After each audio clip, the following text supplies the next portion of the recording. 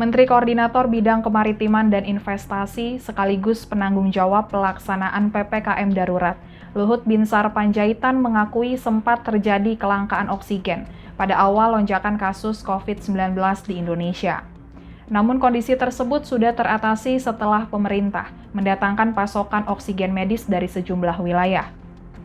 Dalam konferensi pers virtual yang disiarkan di YouTube Sekretariat Presiden, Selasa 6 Juli 2021, Luhut Binsar Panjaitan mengatakan pengadaan oksigen tersebut diantaranya berasal dari Morowali sebanyak 21 isotank dan sudah sampai di Jakarta pada Senin kemarin.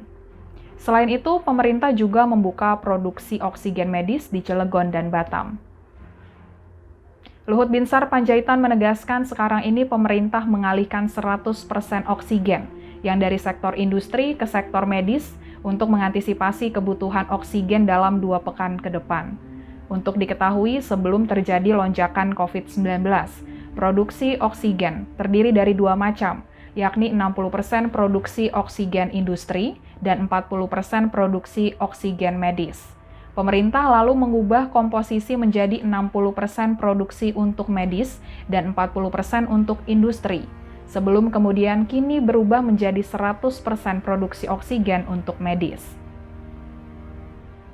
Sebelumnya, Menteri Koordinator Bidang Kemaritiman dan Investasi Luhut Binsar Panjaitan menggelar rapat bersama menteri terkait pada Minggu 4 Juli 2021.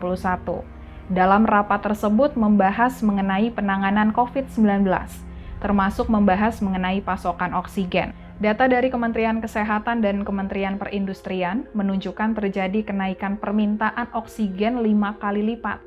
Untuk itu, Menko Luhut dalam rapat tersebut langsung berkoordinasi dengan Kementerian Perindustrian agar pencatatan kebutuhan oksigen dirapikan di setiap kota. Menanggapi hal tersebut, Kementerian Perindustrian menyatakan para produsen gas oksigen sudah 100% diwajibkan untuk menggeser produksi oksigennya ke oksigen medis, sehingga bisa didapat 1.700 ton per hari secara nasional, di mana 1.400 ton per hari dari nasional digunakan untuk Pulau Jawa.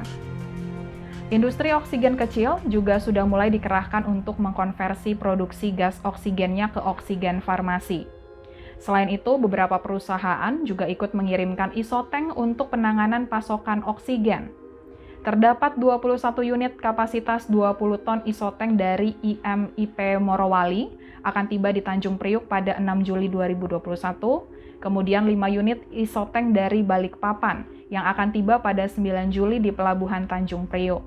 Sedangkan 4 unit 20 feet dari Pertamina sedang dalam perjalanan dari Belawan, kira-kira 4 hingga 5 hari perjalanan laut.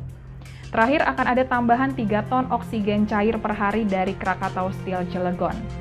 PT Matesu Abadi dari Qingdao juga direncanakan pada 10 Juli 2021 tiba di Surabaya dan membawa 2.300 tabung kecil berkapasitas 1 meter kubik. Oksigen seperti Samator Group, Linde Indonesia, Petrokimia Gresik, Air Product Indonesia, Air Liquid Indonesia, dan Iwatani Industrial Gas Indonesia juga berkomitmen untuk memasok oksigen medis di Pulau Jawa yang jika ditotal mampu mencapai 1.315 ton per hari.